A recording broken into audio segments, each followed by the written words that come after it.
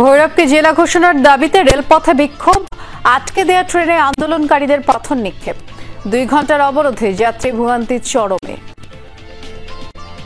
আমরা যদি ভৈরব বন্ধ করে দেই তাহলে সারা বাংলাদেশ এমনিতেই বন্ধ হয়ে যাবে। ভৈরববাসীর দীর্ঘদিনের প্রত্যাশা যে ভৈরবকে জেলা বাস্তবায়ন হবে।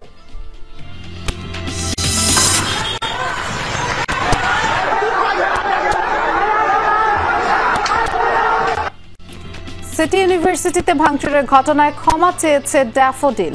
আহতদের চিকিৎসা ও ব্যবস্থা গ্রহণের আশ্বাস। ইউজিসির মধ্যস্থতায় ছাড়া পেল 11 জন।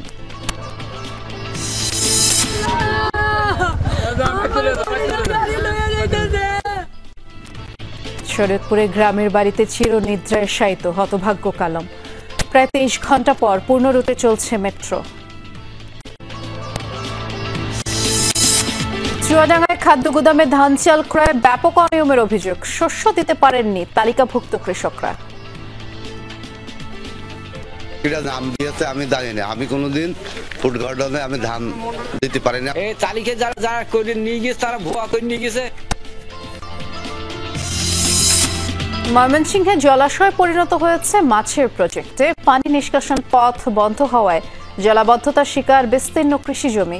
প্রশাসনে অভিযোগ, এক ফসল করি তেও পানি খাইলা, মনে করেন পানির লাগিয়ে কেমন করবো, করা তো পাও না। এটা পানিতে বাড়িতে পানিতে রাস্তাতে পানি, আত্মীয় স্বজন কিন্তু আসা যাওয়া করতে পারে না।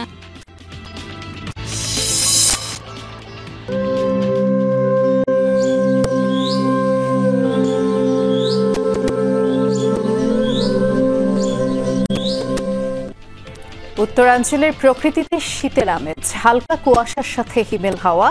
শীতের জড়তার আগে হেমন্তের মুগ্ধতা।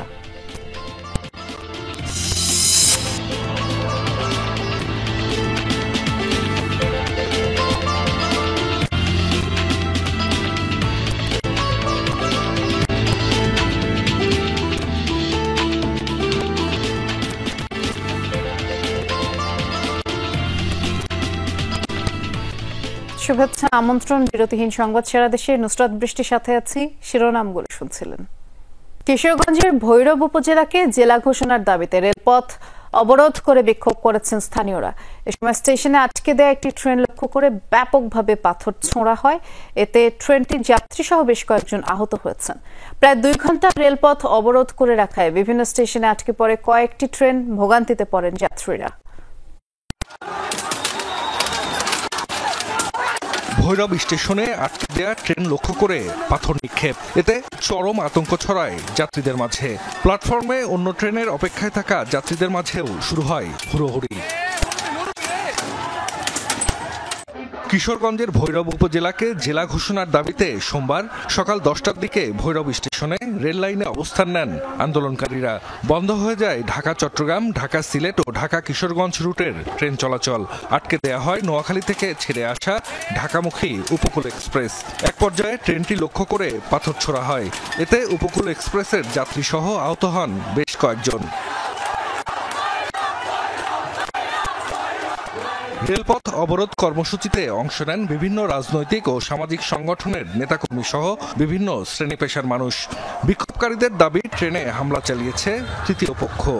রেলওয়ে স্টেশনে শান্তিপূর্ণভাবে ব্লকেট কর্মসূচি পালন করতেছিলাম, এক পর্যায়ে দেখা যায় আমাদের মধ্যে কোনো তৃতীয় পক্ষ ঢুকা ইডাইডি শুরু করছে। এটার জন্য আমরা আন্তরিকভাবে দুঃখিত। আজকের যে অবরোধ আন্দোলন, এটি ভৈরববাসীর দীর্ঘদিনের প্রত্যাশা যে ভৈরবকে জেলা বাস্তবায়ন হবে। আমরা যদি ভৈরব বন্ধ করে দেই তাহলে সারা বাংলাদেশ এমনিতেই বন্ধ হয়ে যাবে, কারণ কয়েকটা বিভাগের রেলপথ এবং সড়ক পথ আমাদের ভৈরবের উপর দিয়ে।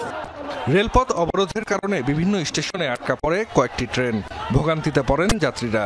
উপকূল এক্সপ্রেসে হামলার ঘটনায় আইনগত ব্যবস্থা নেয়ার প্রক্রিয়া চলছে বলে জানিয়েছে রেলওয়ে পুলিশ। আমি ঊর্ধ্বতন কর্তৃপক্ষের সব অবগত করা হয়েছে। উপকূল ট্রেন 10:25 থেকে 11:42 টাইম পর্যন্ত এখানে অবস্থান করছিল। কারা হামলা করতে ওইভাবে স্পেসিফিক এখন পর্যন্ত আইনানুগ ব্যবস্থা প্রক্রিয়াতে। একই দাবিতে এর আগে রোববার ভৈরবের দুর্জয় মোড়ে অবস্থান নিয়ে সড়কপথ ব্লকেট কর্মসূচি পালন করেন স্থানীয়রা। এতে ঢাকা সিলেট মহাসড়ক ও ভৈরব কিশোরগঞ্জ আঞ্চলিক সড়কে 2 ঘন্টা যান চলাচল বন্ধ থাকে। জাহিদ হাসান, যমুনা নিউজ। 3 জেলায় সড়ক দুর্ঘটনায় 6 জন নিহত হয়েছেন। এদের মধ্যে জামালপুরেই 4 জনের প্রাণ গেছে। এই দুর্ঘটনায় অন্তত 34 জন আহত হয়েছেন। দুপুরে জামালপুর দিকপাইদ এলাকায় এই দুর্ঘটনা ঘটে। নিহতরা হলেন রাশেদ মিয়া, চান মিয়া, আরিফা খাতুন। বাকি একজনের পরিচয় নিশ্চিত হওয়া যায়নি। এই ঘটনায় নারী শিশু সহ 4 জন আহত হয়েছেন। স্থানীয়রা জানায় টাঙ্গাইলগামী কাভার্ড ভ্যান উল্টো দিক থেকে আসা ইজি বাইককে চাপা দিলে ঘটনাস্থলে ইজি বাইক চালক মারা যান। আর হাসপাতালে নেয়ার পর আরো 3 জনের মৃত্যু হয়। স্থানীয়রা কাভার্ড ভ্যানটিকে আটক করলেও চালক পালিয়ে যায়।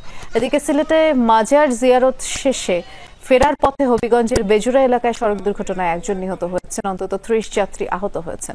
এছাড়া গোপালগঞ্জের ডুমুদিয়ার মোটরসাইকেলের ধাক্কায় বেসিক ব্যাংক কর্মকর্তা মিরাজ মিয়ার মৃত্যু হয়েছে।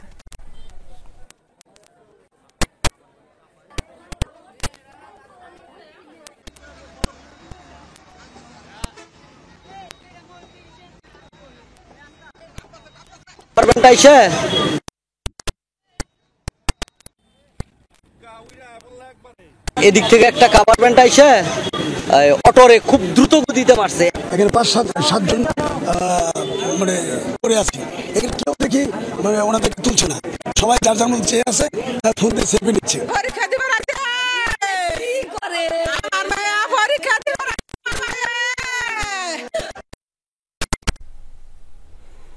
বিধিমালায় না থাকায় শাপলা প্রতীক পাচ্ছে না এনসিপি, তাই সব প্রণোদিত হয়ে অন্য প্রতীক দিয়ে গণবিজ্ঞপ্তি জারি করা হবে।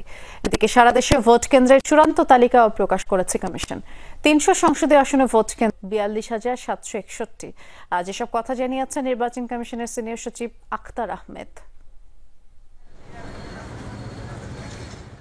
ফেব্রুয়ারিতে ত্রয়োদশ সংসদ নির্বাচন সামনে রেখে এবং সুষ্ঠু পরিবেশ নিশ্চিতে দ্রুত রোডম্যাপ বাস্তবায়নে কাজ করছে কমিশন। সোমবার নির্বাচন ভবনে সংবাদ সম্মেলনে সিনিয়র কার্যক্রম তুলে ধরেন সিনিয়র সচিব। জানান কমিশন ইতিমধ্যে ভোট কেন্দ্র স্থাপন ও ভোট কক্ষের সংখ্যা চূড়ান্ত করেছে। 300 আসনে মোট কেন্দ্র 42,761, ভোট কক্ষ 2,44,739, অস্থায়ী কক্ষ প্রায় 12,000। একটি কক্ষে ভোট দেবেন গড়ে প্রায় 3,000 জন। 22টা যে রাজনৈতিক দলের মনে করেছে যে বিবেচনা যোগ্য, তাদের বিষয়ে বাড়তি আরও কিছু তথ্যানুসন্ধানের জন্য আমরা মাঠ পর্যায়ে কিছু তথ্য কালেক্ট করেছি এবং এটা ইনশাল্লাহ এই সপ্তাহের ভিতরে আমরা কমপ্লিট করতে পারবো। পর্যবেক্ষক সংস্থার ব্যাপারেও তাই, জানার সীমাবদ্ধতা আপনারা পূরণ করে দিয়েছেন, সেই অনুযায়ী আমরা এটাকে কমপ্লিট করছি। এখন কয়টা শেষ বিচারে কয়টা দাঁড়াবে এটা এই মুহূর্তে বলা সম্ভব হচ্ছে না, এটাও আমরা চেষ্টা করছি এই সপ্তাহের ভিতরে কমপ্লিট করে দেওয়ার জন্য। এ সময় শাপলা প্রতীক পাচ্ছে না এনসিপি, জানান কমিশনের অনড় অবস্থানের কথাও। আইনগতভাবে তফসিলে না থাকার কারণে দেওয়া হয় না। এই ব্যাপারে নির্বাচন কমিশনের অবস্থান যা বলা হয়েছে, এখান থেকে এখনো পর্যন্ত আমার কাছে বিকল্প কোনো প্রস্তাব দেওয়ার বা কথা বলার কোনো তথ্য আমার কাছে নেই। কাজে নির্বাচন কমিশন যেটা বলেছে যে তারা স্ববিবেচনায় নিজস্ব একটা প্রতীক বরাদ্দ করে দেবে, সেটাই হচ্ছে এখনকার পর্যন্ত অবস্থান। ইসি সচিব বলেন আরপিও নিয়ে সাংঘর্ষিক অবস্থা তৈরি হয়নি দলগুলোর মধ্যে। জোটবদ্ধ নির্বাচনে দলীয় প্রতীক ব্যবহার করবে কিনা সেই সিদ্ধান্ত নেবে কমিশন। উপদেষ্টা পরিষদের থেকে যেটা অনুমোদিত হয়ে গেছে এটা আইন মন্ত্রণালয়ের কাছে প্রাথমিকভাবে আছে, এখন বাকিটা কমিশন চিন্তা করবেন। লাভলি বিথি, যমুনা নিউজ, ঢাকা। শাপলা প্রতীক পাওয়াতে কোনো আইনি বাধা নেই। এই প্রতীক নিয়েই এনসিপি নির্বাচনে অংশগ্রহণ করবে, এমনটা বলেছেন জাতীয় নাগরিক পার্টির উত্তরাঞ্চলের মুখ্য সংগঠক সার্জিস আলম। দুপুরে টাঙ্গাইল প্রেস ক্লাবে জেলা এনসিপি সমন্বয় সভা শেষে তিনি বলেছেন, জুলাই সনদ বাস্তবায়ন নিশ্চিত না করে কোনোভাবেই অন্তর্বর্তীকালীন সরকার নির্বাচন দিতে পারে না। এছাড়া জুলাইয়ের হতাহতদের বিচার সহ এনসিপির সব দাবির সঙ্গে অন্য দলগুলো একমত হলে জোট রাজনীতি করতে কোনো আপত্তি নেই বলে উল্লেখ করেন এই নেতা। এর আগে আগামী নির্বাচনে দলীয় প্রস্তুতি, সাংগঠনিক কার্যক্রম নিয়েও আলোচনা করেন তিনি।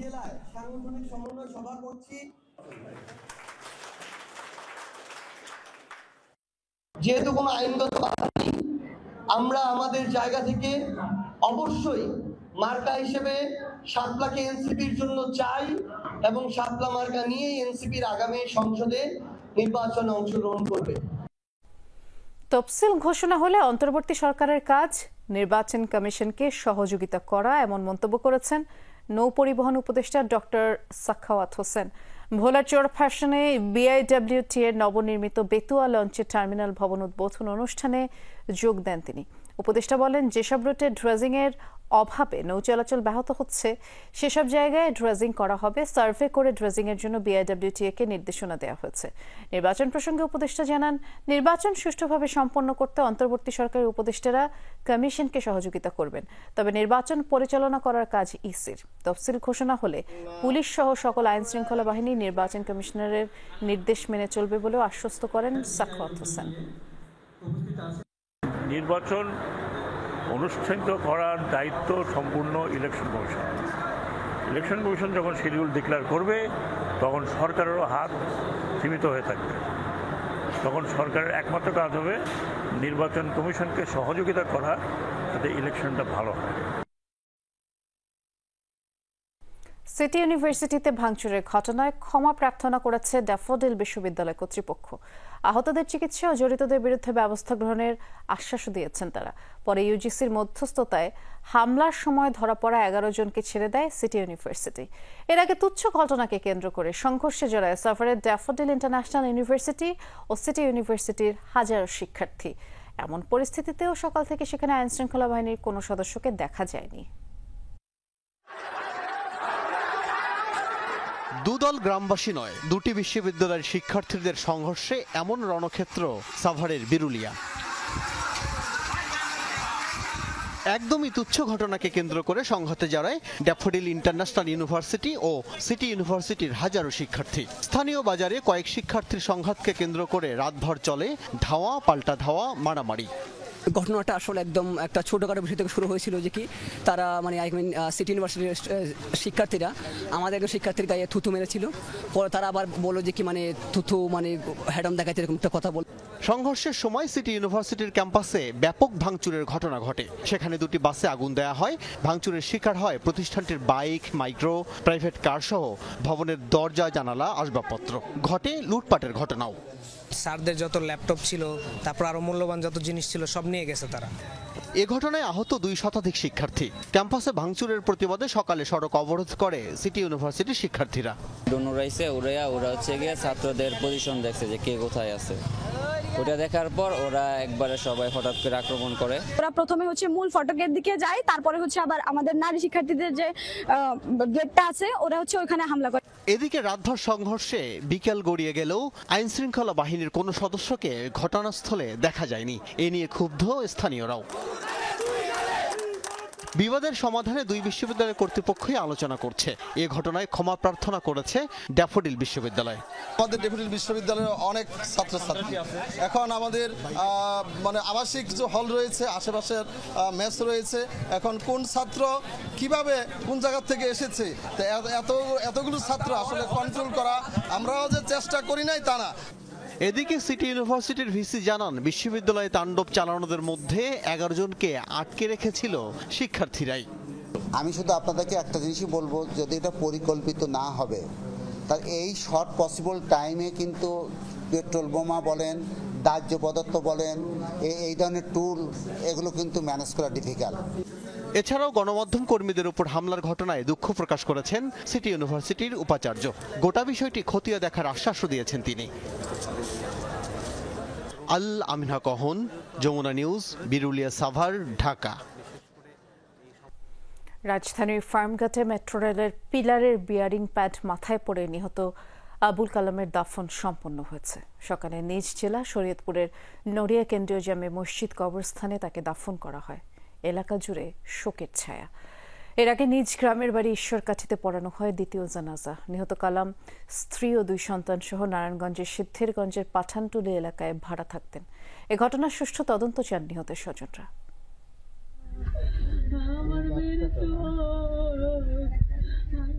নিশ্চুপ এ চাহনিতে এখন একটাই প্রশ্ন, বাবা কই? বাড়ি ফেরার কথা ছিল একরাশ আনন্দ আর ট্রাভেল এজেন্সি ব্যবসার সফলতার গল্প নিয়ে। আবুল কালাম ফিরেছেন ঠিকই, কিন্তু কফিন বন্দী হয়ে। শরীয়তপুরের ঈশ্বরকাঠিতে শোকের ছায়া। জীবন সঙ্গীকে হারিয়ে 2 সন্তানকে নিয়ে দিশেহারা হয়ে পড়েছেন কালামের স্ত্রী। রাজধানীতে মেট্রো রেলের পিলারের বিয়ারিং প্যাড মাথায় পড়ে নিহত কালামকে শেষ বিদায় জানাতে সকাল থেকে বাড়িতে স্বজন প্রতিবেশীদের ভিড়। তার এমন মৃত্যু মেনে নিতে পারছেন না কেউই। যখন ওদের মসজিদ উঠবো তখন তো বলবো বাবা কোথায়, ডেডি কোথায়, আসে না কেন, বাবা কোথায়, তুমি আসো না কেন। এখনো তো ওদের ওই বুঝায় নাই যে বাবা গেছে কোথায়, বাবা যান নাই। ও তো আমার ছোট ভাই না, ও আমার সন্তানের মতো ছিল। তোর বাবা সন্তানের পক্ষে কি বলতে পারে বলেন, কি কম গেছে। দ্বিতীয় জানাজা শেষে নড়িয়া কেন্দ্রীয় জামে মসজিদ কবরস্থানে তাকে দাফন করা হয়। এর আগে রোববার রাতে নারায়ণগঞ্জের সিদ্ধিরগঞ্জের নতুন আইলপাড়া বায়তুল ফালাহ জামে মসজিদে প্রথম জানাজা হয়। এইভাবে যাকে বিদায় দিব, এইভাবে যে আসবে এটা তো ভাবতে পারি নাই, আর বলাও ছিল না। তো এই যাত্রাটা খুব বেদনাদায়ক। যারা এটার দায়িত্বে আছেন তারা যদি এটা সবসময় তদারকি করতেন বা দেখভাল করতেন, এই ধরনের দুর্ঘটনা তো আছে। রোববার দুপুরে রাজধানীর ফার্মগেটে কৃষিবিদ ইনস্টিটিউটের ফুটপাত ধরে হাঁটছিলেন ব্যবসায়ী কালাম। হঠাৎই বিকট শব্দে তার মাথার উপর পড়ে মেট্রো রেলের পিলারের বিয়ারিং প্যাড। ঘটনাস্থলেই মারা যান তিনি। আবুল কালাম তার স্ত্রী ও 2 সন্তান সহ নারায়ণগঞ্জের সিদ্ধিরগঞ্জের পাঠানটুলি এলাকায় ভাড়া থাকতেন। জারিন অর্নি, যমুনা নিউজ। বিগত সরকার পতনের অন্যতম কারণ দুর্নীতি, এমন মন্তব্য করেছেন দুদক চেয়ারম্যান আব্দুল মোমেন। সকালে চুয়াডাঙ্গার ডিসি সাহিত্য মঞ্চে দুদকের গণশুনানি অনুষ্ঠানে যোগ দেন তিনি। বলেন, এক ধরনের রাজনীতিবিদদের দ্বারাই দুর্নীতির উৎস হচ্ছে, তাদের হাতেই দুর্নীতিবাজরা লালিত হয়। বিগত সরকারের এমপি মন্ত্রীরা যারা দুদকের আসামি, তারা কোন দেশে আছে তা অজানা নয় বলে উল্লেখ করেন তিনি। চেয়ারম্যান আরো বলেন, নির্বাচনের আগে মনোনয়ন বাণিজ্য সহ অবৈধ টাকার লেনদেন বেড়ে যায়, এজন্য সবাইকে সতর্ক থাকার তাগিদ দেন। গণশুনানিতে চুয়াডাঙ্গার 26টি দপ্তরের বিরুদ্ধে 95টি অভিযোগ শুনানি হয়। এর মধ্যে 33টি অভিযোগ তাৎক্ষণিক শুনানিতে নিষ্পত্তি হয়, 7টি খারিজ হয়, বাকিগুলো দ্রুত সমাধানের প্রতিশ্রুতি দেন দুদক কর্মকর্তারা। তালিকায় চাষিদের নাম থাকলেও খাদ্য গুদামে বিক্রি করেননি 1 ছটাক ধান। তারা জানেনও না কে বা কারা তাদের নাম ব্যবহার করে ধান সরবরাহ করেছেন। চাল বিক্রির সময় মিলারদের কাছ থেকে আদায় করা হয়েছে কেজিতে 30 পয়সা হারে কমিশন।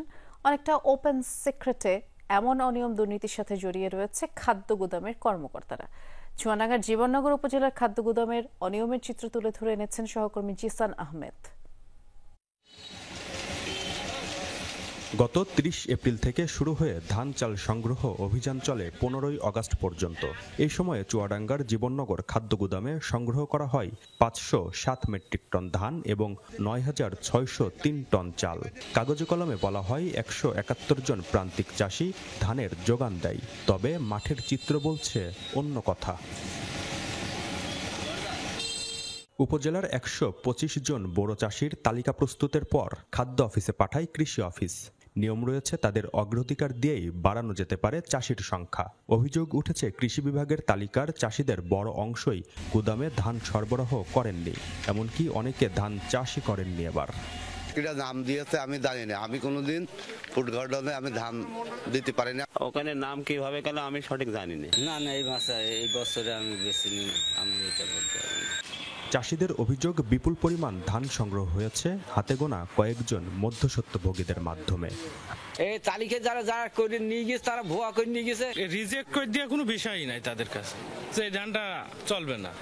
শুধু তাই নয়, মিলারদের কাছ থেকেও চাল কেনার সময় কেজি প্রতি বসানো হয়েছে 30 পয়সা হারে কমিশন। রাজি না হলে হয়রানির অভিযোগও রয়েছে। আমাদের উপর অনেক আসে যে মাল না দিলে, কিছু খরচাকাছি না দিলে বিভিন্ন ঝামেলা হয় মাল দেওয়া। এটা এরকমই 30 পয়সাই ধরে।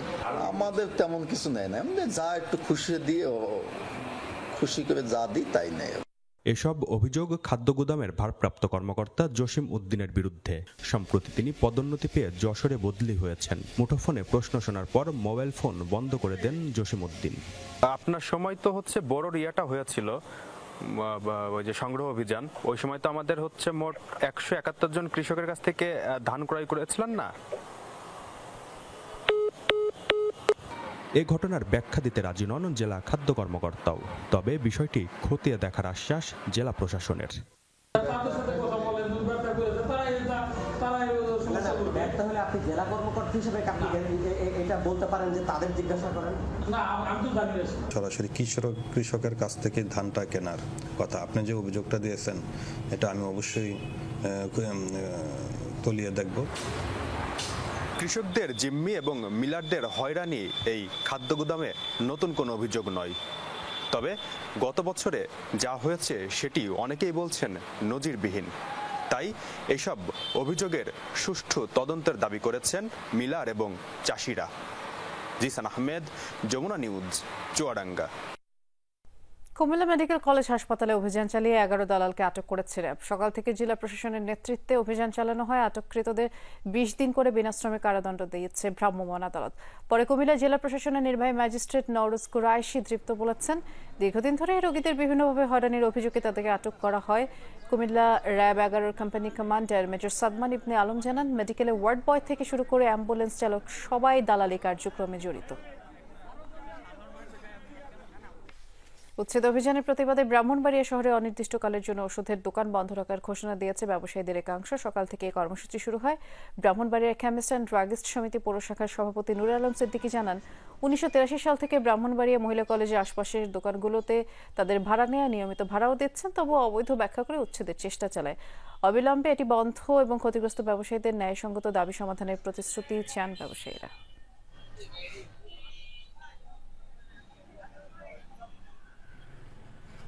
বর্ণাঢ্য র্যালি, সমাবেশ সহ বিভিন্ন আনুষ্ঠানিকতার মধ্য দিয়ে সারা দেশে পালিত হচ্ছে যুবদলের 47তম প্রতিষ্ঠাবার্ষিকী। সকালে নারায়ণগঞ্জ জেলা যুবদলের উদ্যোগে নগরীর চাঁদমারি থেকে র্যালি বের হয় এবং উপস্থিত ছিলেন জেলা যুবদলের আহ্বায়ক সাদিকুর রহমান সাদিক সহ অন্যান্যরা। বক্তারা বলেন, পিআর পদ্ধতির নামে নির্বাচন বানচালের চেষ্টা করলে রুখে দাঁড়াবে যুবদল। ময়মনসিংহ জেলা যুবদলের উদ্যোগে আয়োজিত হয় বর্ণাঢ্য শোভাযাত্রা সমাবেশ। নগরের টাউন হলে উপস্থিত ছিলেন দক্ষিণ জেলা যুবদলের সভাপতি রিয়াজুল কবির মামুন সহ অন্যান্যরা। বক্তারা বলেন, আগামীতে 31 দফার আলোকে দেশ গড়ায় যুবদলকে ব্যাপক ভূমিকা রাখতে হবে।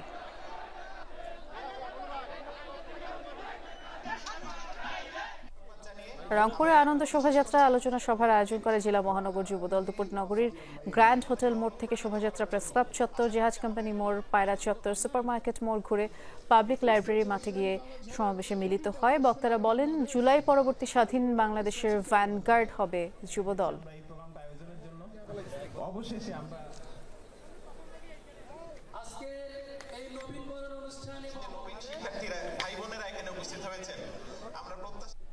দুপুরে মাদারীপুর জেলা শিল্পকলা একাডেমির সামনে থেকে যুবদল একটি র্যালি বের করে এবং শহরের গুরুত্বপূর্ণ সড়ক প্রদক্ষিণ করে সদর মডেল থানার সামনে গিয়ে র্যালিটি শেষ হয়। উপস্থিত ছিলেন জেলা যুবদলের সদস্য সচিব মনিরুজ্জামান ফুকু সহ অন্যান্যরা। বক্তারা বলেন, বাংলাদেশে আর কোনোদিন যেন স্বৈরাচার মাথা তুলে দাঁড়াতে না পারে, সেজন্য সজাগ থাকতে হবে যুবদলকে।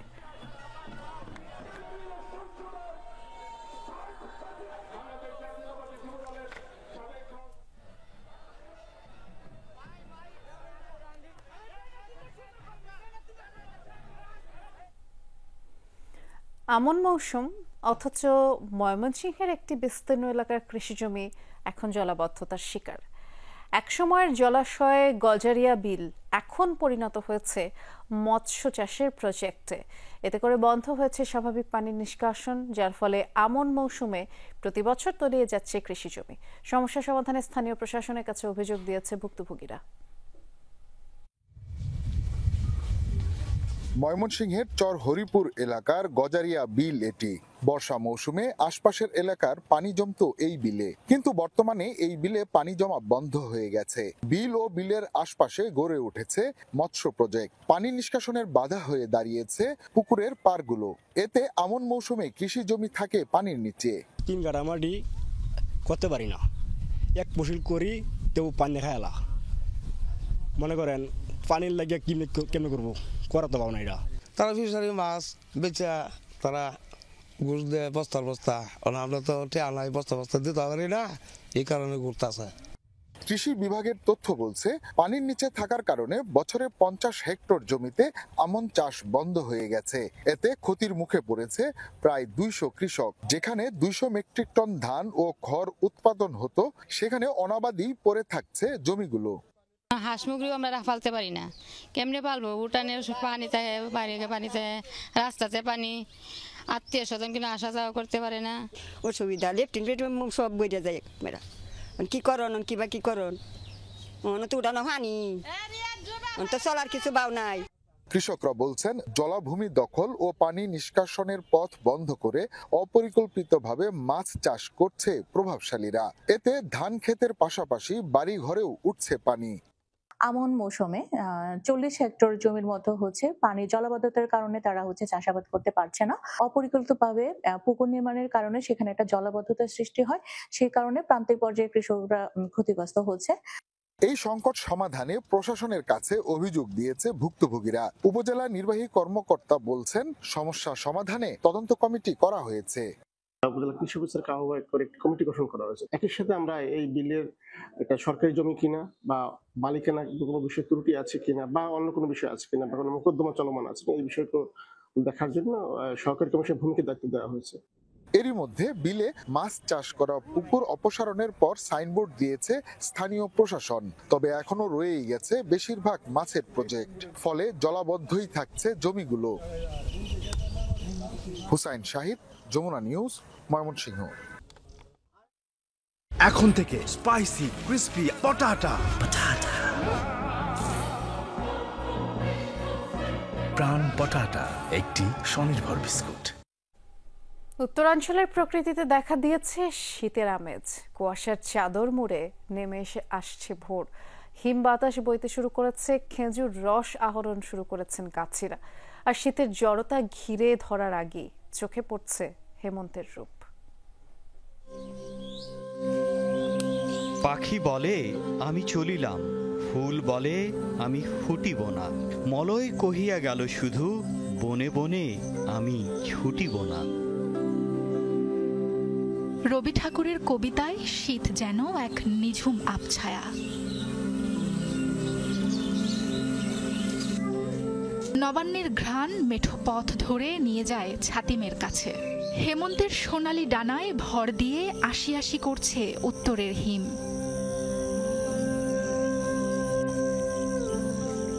পঞ্জিকা মেনে শীত আসতে এখনো ঢের বাকি, কিন্তু প্রকৃতিতে শীতের আমেজ ছড়িয়ে পড়েছে এখনই। কুয়াশার চাদরে ঢেকে গেছে বনলতা সেনের শহর। দিনের শুরুতে পরশ বুলিয়ে যাচ্ছে শীতল হাওয়া। রোদের তেজ কমে তির্যক মিঠে আলো গ্রাম বাংলার পথে ঘাটে।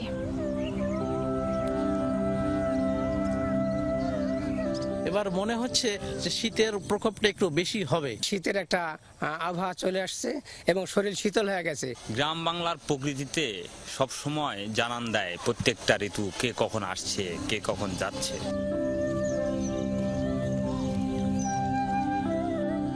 ঝরা শিউলির সুবাস, নিস্তরঙ্গ জলে ভাসা শাপলা, সবই যেন পটে আঁকা ছবি। প্রকৃতি জুড়ে কেবলই কাব্যিক কার্তিকের কথন।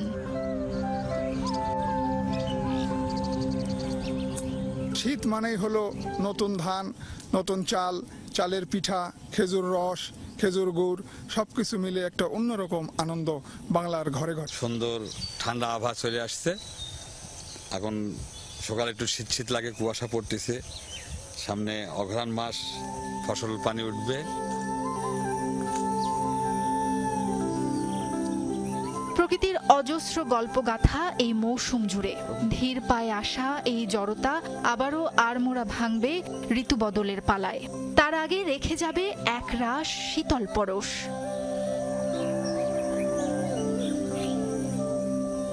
সাবরিনা লিজা, যমুনা নিউজ। আর এই ছিল আমার কাছে